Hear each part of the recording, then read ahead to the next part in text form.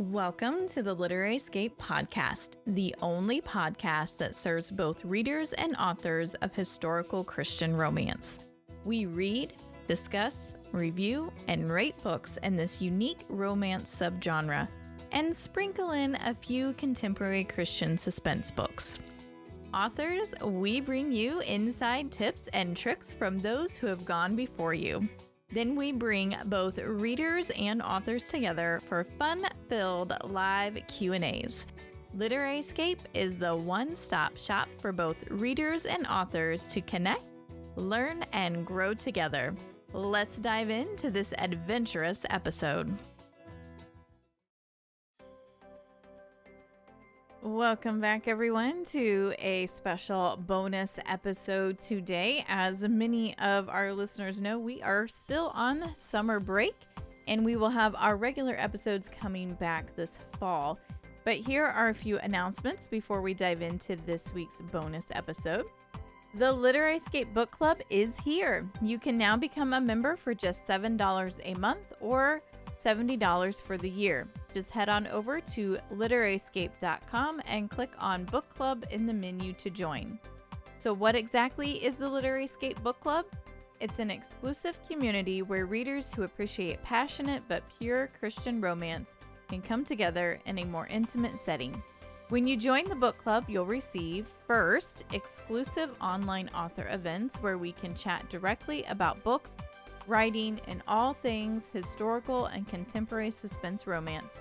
I'm talking Q&A sessions, behind-the-scenes peeks at my writing process, and special guest appearances from other authors in these genres. Second, free ebooks for all my new releases. That's right, as a member, you'll automatically receive an ebook copy of every new novel I publish delivered straight to your inbox. Third, early access to signed paperbacks and merchandise before they're available to the general public. You'll be the first in line for signed copies, special editions, and any bookish merchandise we create. Fourth, regular door prize drawings exclusively for members.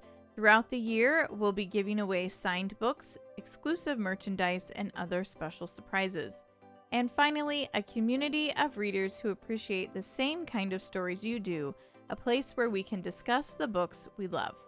This membership also supports our Literary Escape podcast, so if you enjoy the content that we put out, please consider becoming a member as it costs to create a podcast each week, and your support is greatly appreciated.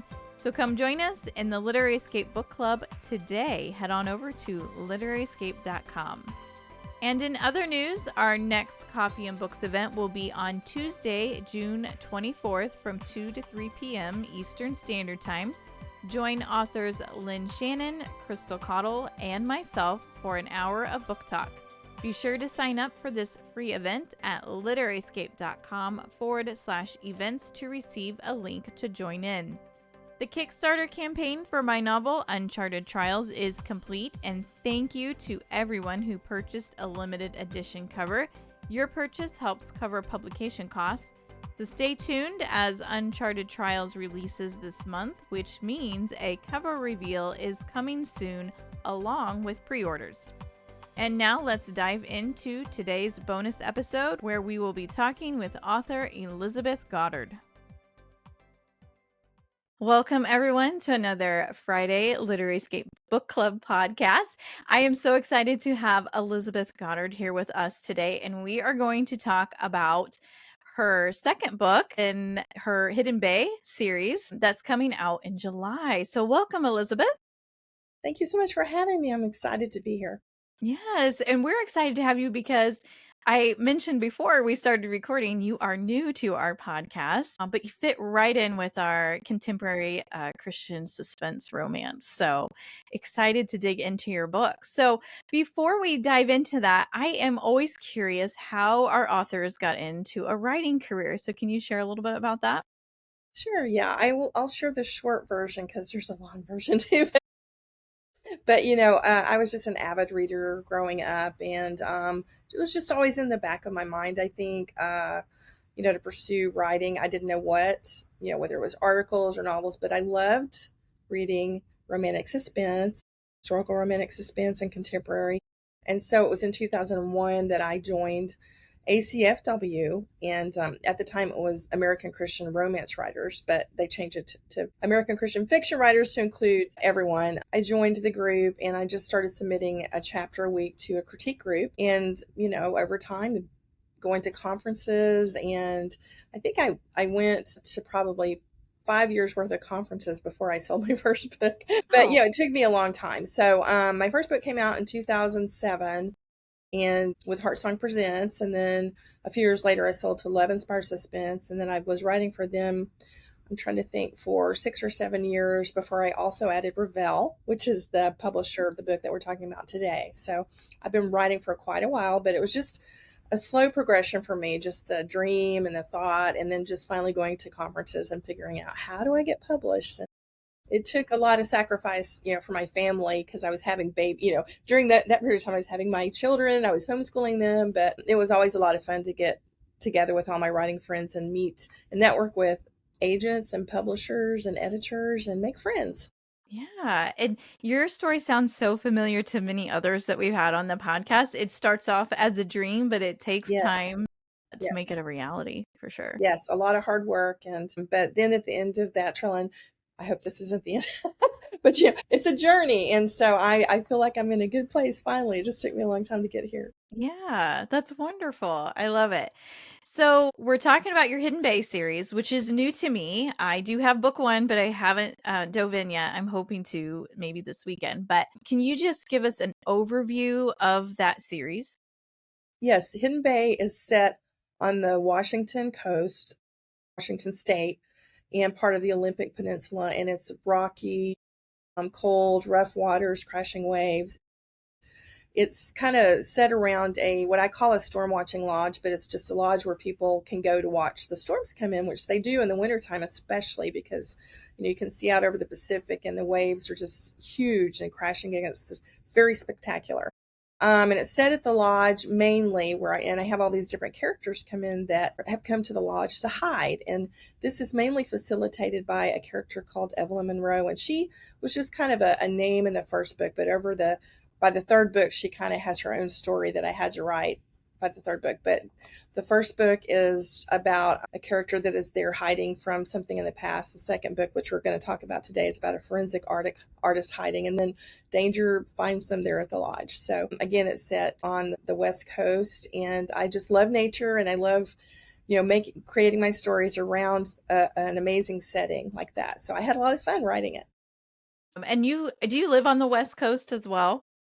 I do now. I do now, but I have traveled and lived in many states, and I lived in Grants Pass, Oregon from 2005 to 2010. I'm a Texan, first of all, let me just say, on both sides of the family. So I lived there till I was about 40, and then we moved to Grants Pass, Oregon, and I explored the redwood forest, and then I got a taste for the beauty that is there. And so I have set many books in the Pacific Northwest. In 2019, we actually moved from Michigan to Washington. So I've been here for about 6 years now, and we just built a house and moved into it in November. That's about an hour from the coast. So I can go explore all the places I love to write.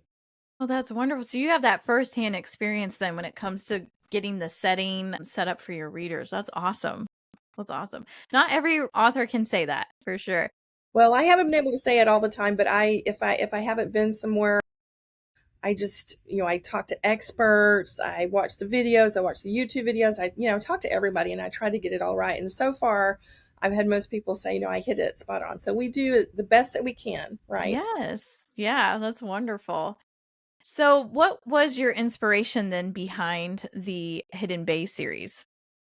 Well, I believe, as I just, the Washington coast, I always wanted to write a series set there, walking on the beach, and it was just like in the high cliffs looking over. And I think too, I grew up reading Victoria Holt and, trying to think, Phyllis Whitney, very gothic kind of romances. And, the image of a mansion on top of a cliff overlooking these crashing waves is just kind of in my mind and my thoughts. And that's really what I did for the Cedar Trails Lodge, it's actually modeled after Claylock Lodge, which is on the West Coast. It's just Storm Watching Lodge. So I kind of modeled it after that, but it's kind of that feel of just some of the books I've read growing up. And then I saw this coast and it's just gorgeous. And I wanted to set a series there. So that's the total inspiration for everything behind it. Oh, I love it. I'm getting really excited. I can't wait to even start the series. And it's Perilous Tides, correct? Mhm. Is book 2?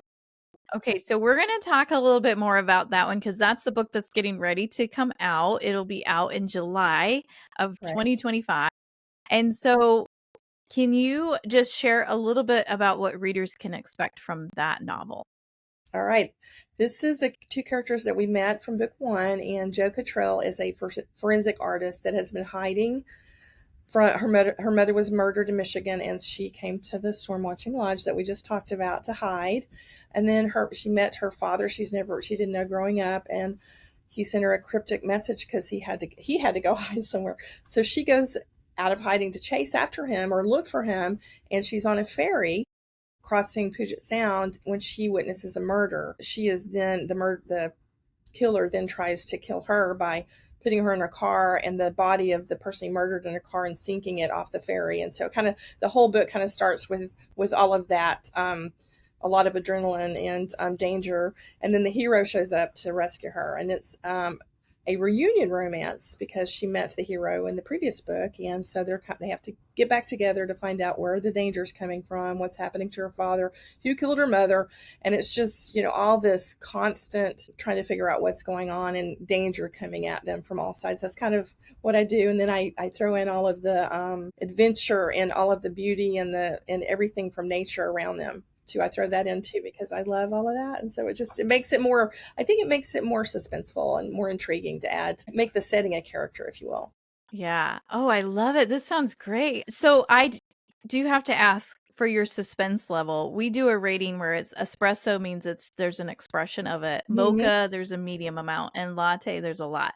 So for this book, would you go the suspense level? Would you mark it espresso, mocha, or latte? Oh my goodness. Well, that's really relative because everybody's got a different This idea is of what true. that is. I would say that it's pretty intense, which would that be latte? But my books they're not like scary or bloody or gratuitous violence or anything of that nature, so they can be very high suspense, but you're not going to be going, oh, I can't read that or, anything like that. So if that makes Okay. sense. It does make sense, and that lines perfectly with the type of books we already have had on the podcast in this genre. Good. It's when we say, and it's interesting, you're right, every reader has their own, because when we go through it, I know two of the ladies in the group are always going to say it's a latte because they don't like a ton of suspense, whereas I might go, I think it's more mocha, right? Right. So So that's a hard one to call, but I try to write very high suspense, but it's up and down and up and down. The reader has to have a moment to catch their breath. My characters have to have that, and so I just try to keep it intense, but it's not going to be extremely violent yeah, or yeah, bloody. yes, which we don't want those stuff. I don't want to read it, Um, so I'm not going to write it. and I love the mystery part of it, and I would love to know, do you know who the murderer is, right? Or the villain is before you start writing the story, or is it something you figure out as you're writing? Well, I used to have to write and outline all my stories ahead of time because I wrote for Love Inspired Suspense. But in writing for Ravel, I have found that even though it's a harder process, I think it is more organic and it's more fulfilling if I just figure it out as I go too, because what surprises me will also surprise the reader.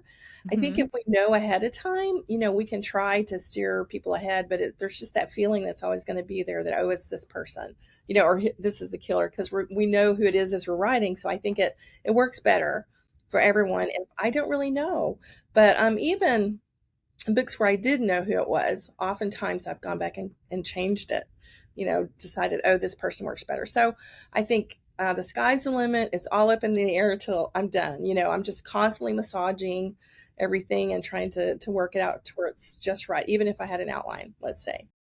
Yeah, that I think that makes it fun. We had Lynn Shannon, I don't know if you're familiar with her work on the podcast, and she said something very similar. She goes, I never know who it is till I write the end. And she always has two or three that it could be. So Right, right. And if so when that's readers say, how. Yeah, if that's how you write, I'm gonna love it because I love my goal is always to solve it before we get to the end, but I love it when authors stump me and I don't Yeah, get it, you know? I don't actually really write true mysteries in that, you know what I'm talking about, like Mhm.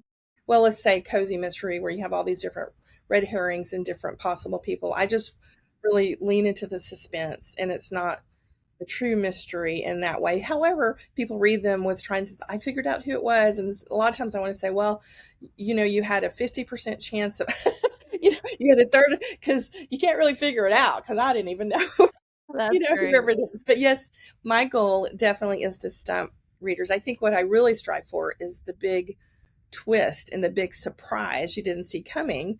You know, no matter who the bad guy is, I just want there to be this huge surprise that, you know, just leaves readers stunned and just not expecting that at all. So I love to write the very unexpected kind of story. I enjoy that too. My second book has huge twists in it. I don't think my readers are gonna expect. So I understand there's some Yeah. joy in that Yes. Yeah, as definitely. you're writing for sure. All right. Were there any characters or scenes that gave you trouble? Oh gosh, everything, all of them. My writing process, I think I mentioned, you know, just as organic, but that's really not the easiest way to write because every day is pretty much brutal. What am I doing today? What am I writing? Which way am I going? And just trying to figure out. I don't even know really who the characters. I don't know the characters until I get into the story and live their life, and then I figure out who they are and get to know them. So, you know, all the scenes, especially the middle, you know, you hear the sagging middle, you know, it's hard to get going and the middle is hard. And then the ending though, if you have all the pieces together, that goes pretty fast. But Yeah. now that I'm talking to you, I'm thinking, you know, really the hardest part for me is always going to be starting a book, how to open it, where to open it, you know, because you have to ground your readers without giving too much away. That's how I look Yes. at it, you know, and you don't want an information dump. You just want to give them enough information, and it's got to be compelling enough that they keep reading. So for me, that is the hardest part every single time.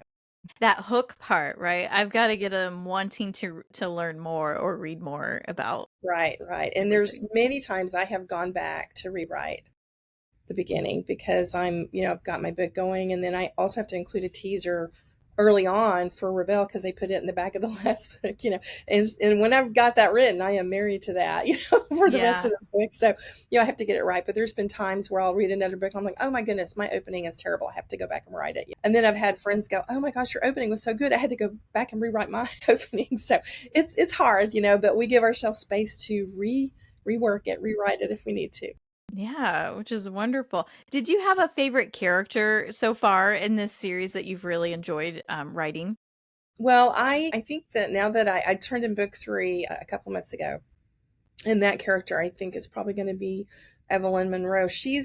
I didn't write from her point of view, but you know, she kind of grew as she's a person who facilitates and owns the lodge, people coming there to hide. So the question is why and who is she really? And so that just became more and more of a something I needed to answer. And my editor even brought that up. I said, I'm already planning on answering that. And so we you know, I came up with her backstory and all the things I didn't know about it, and she just really is a fascinating character. If I wasn't writing a book where it was just two points of view, really, I might have added her in, but I only have so much word count, and that would have probably added 30,000 more words to add another character in. Anyway, yeah, I'm going to say Evelyn Monroe, but again, she's not the heroine. She doesn't have any romance or any part of that story, but it's just who she is. She's kind of the foundation of the whole series, if you will. Yeah. It sounds like she's one of those amazing supporting characters that you just Yes. love. So that I always like to do the flip. So you do your favorite. Do you have one that's your least favorite character?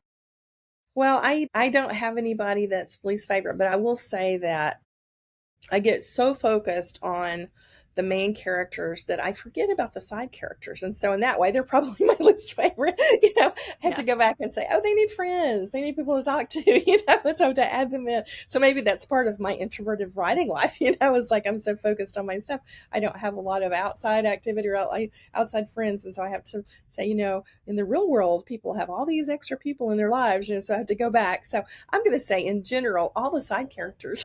And they can be hard too, because like you said, you want them to play a role, but you don't want them to Right. overshadow your main Right, characters either. right, exactly. Yeah, and sometimes I've had a lot of fun with them, but right, they can't overshadow. And readers will come back and say, "Oh, I love this character so much," but I'm like, he's not even supposed to be, important at all. So many of our books, it's been a kid or a dog who's kind of stole Hmm. the show for us that we That's all fell in love with. right. I mean, we loved the main Yeah, characters, but yeah. right. In fact, in this, I'm working on a new series now, and I was thinking about adding a dog, but I thought, They always steal the show, don't they? yes, they do, they do. Oh, it's just the way it goes. We all have a big heart for them, I think. So, did you do research for the book? And if you did, was there any fun facts that you came across? Well, all of my books just, oh, I probably do more research than, spend more time researching than I do writing. And if you look at my Scrivener or Scrivener, I don't even know how to say that, but all the files, is tremendous amount of research and just a few files for writing. But on this book, oh gosh, there was so many different things I had to look into. And one of the things that I learned, and I really don't even want to say anything because it's part of the twist, so I can't say it. You don't have to. I It's all right. won't.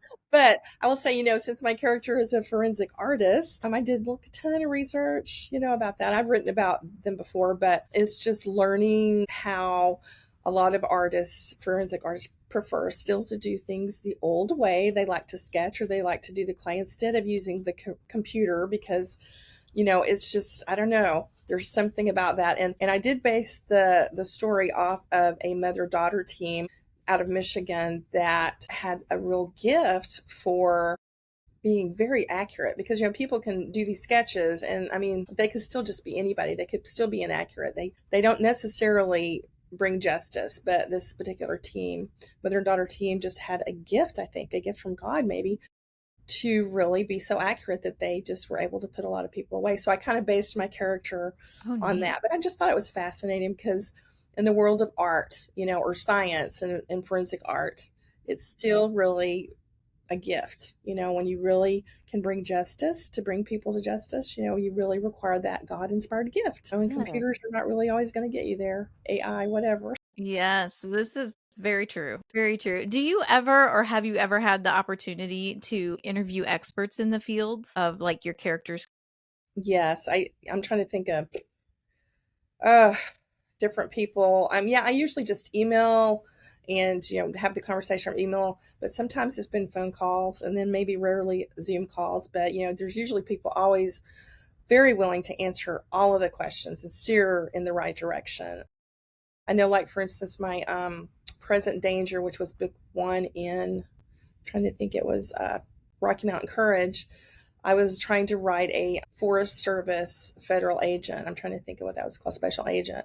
And it was like, did anybody even know those exist, right? And so where do I find the information? But so I ended up emailing back and forth with the special agent in charge of the whole region. And he just, he gave me all kinds of answers and actually redirected the story in a whole new way that I couldn't have thought of. So, I mean, yeah, you have to do that. And it can really inform you and add things, ideas in that you hadn't thought of. So it's always a good idea to do that. And I try to make sure that I get everything right. But we're people are writers are human, and of course there's always gonna you can't help it. There's might be a mistake here Right. and there. So Yeah. But I think it's probably always interesting and neat to connect with those experts in real life yes, and it's just some of important. the careers, right? Sometimes even myself, I go, I didn't even know that was a job. Right, right. I'd love to use those. I love to find those. Like, that's one of the things I'm always looking for, something that people haven't heard of or it's not very used very commonly. And trying, but Yeah. then also the research on that can be very difficult because if it's not a common thing, and then so there's sometimes you can find the book written, especially nowadays, those experts in those interesting fields will write a book, a self-publish a book about their experience. So and put that on Amazon. So those are good things to look for too. Yeah. That's a great idea. I didn't think about that. This is a little bonus question, side question. When it comes to humor, do you like to put humor in your books? Yes, I try to I think sometimes my people don't necessarily understand my humor. But that's okay. That's going to be the case no matter where you are, what you're doing. But yeah, I just my characters have to have fun. They have to have the back and forth banter.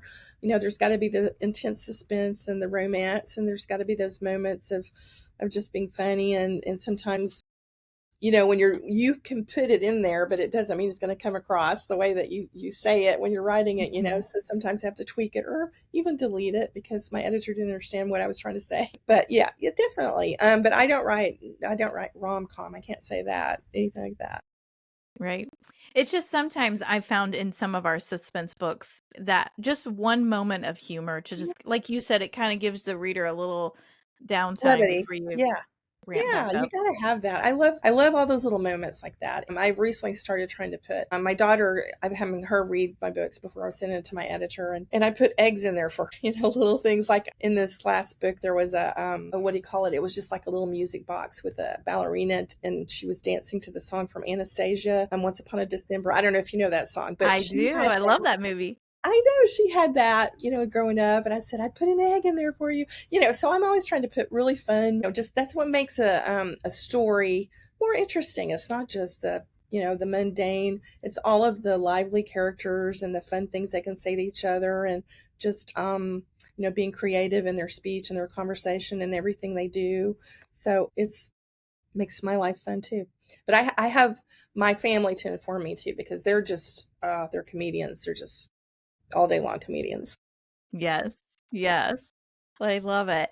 So I know you write in the Christian Yes. contemporary suspense romance. So, what is something you hope your readers can walk away with as they read your novels or this novel in Yeah, particular? yeah. In this novel, well, in particular, I found a moment for myself in the book that I hope the readers will find. But there's a moment where my character is standing out on this veranda that overlooks, if you can imagine, a high cliff, and then it's just jutting out over the ocean or the rocky beach, and the waves are crashing below, and the water's just violent, and she's looking out over that, and it's raining, and on the concrete on the veranda somebody has, or there's a plaque that says, "He leads me by still waters," Psalm, I think it's 23 2, Psalm 23. Yep, 23. But Yeah. and she just thinks, are these waters ever calm? But no, the message is, no matter what is going on around us, inside, we can still be calm. And so, that just, I don't try to plan ahead the spiritual, I just have to let it kind of grow organically. And that for me was a moment for me, in my own life that, inside we can still be calm because God leads us by still waters. And so, anyway, I hope the readers will gather that too. Is there, all of this chaos and the perilous tides, and still God is there holding us and can keep us calm. That's wonderful. I love that. I just heard, I can't think of the singer, but she is singing Psalm 23. It's like Okay. anxiety cannot stand against Psalm 23, and then she sings the words of it. I'll have to look that up. If I find it, I'll put a link in Yeah, the blog post for this that'd be episode. great. Yes, yes. It's a beautiful song. And so that's why when you said that, I'm like, I just heard that this morning. It is Psalm 23. So Yeah. So it must be a message for you. And then anybody listening. yes, that's right. Today, God can bring you the calm for sure. And I'm sure you could say this too, Elizabeth. There's been many moments when it's been chaotic around me, but somehow, some way, I'm like, I'm at peace. It's Yeah, okay. the peace that passes understanding, and talks about, because it's just, there's no really reason for you to have that peace, but it's God giving it to you. Right. Yes, definitely. I love that. It makes me even more excited to read the books. I cannot wait. So, And so, just to kind of leave off with, because you're new to our listeners, how can our listeners connect with you?